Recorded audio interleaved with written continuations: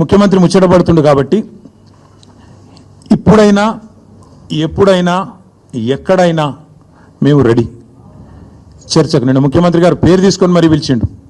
కేసీఆర్ వస్తాడా, కేటీఆర్ వస్తాడా, రాండ్రి అన్నాడు. నీకు కేసీఆర్ అంత లేదు కానీ మేము చాలు నీకు వస్తాం, మీరు ఎక్కడ పెడతారో పెట్టండి వస్తాం. కాకపోతే మేమంటే ఎప్పటికప్పుడు రెడీగా ఉంటాం, ఎందుకంటే ఇలా 10 ఏళ్ళు మునిగి తేలిన వాళ్ళం కాబట్టి మేము ఎప్పుడు రెడీ. కాకపోతే మీకు కొద్దిగా ప్రిపరేషన్ టైం కావాలి, మాకు తెలుసు. ఎందుకంటే మీ మంత్రులు గతంలో కూడా మేము శాసనసభలో మీరు ప్రతిపక్షంలో ఉన్నప్పుడు కూడా చర్చ పెడతామంటే మేము ప్రిపేర్ అయ్యి రాలేదండి అంటారు.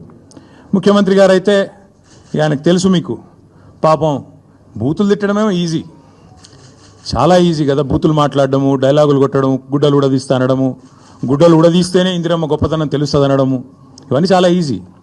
కానీ ముఖ్యమంత్రి గారికి నేను ఎందుకు 72 గంటలు టైం అంటున్నా అంటే, మళ్ళీ మీరు అక్కడికి చర్చకు వచ్చి బేసిన్లు బెండకాయలు అని చెప్పి ఆయనతో ఉన్న పరువు తీసుకుంటే తెలంగాణ ముఖ్యమంత్రి పరువు పోతుంది. ఇప్పటికే మీరు ఎంత సిగ్గుమాలిన వ్యక్తో ఇప్పటికే అందరికి అర్థమైపోయింది.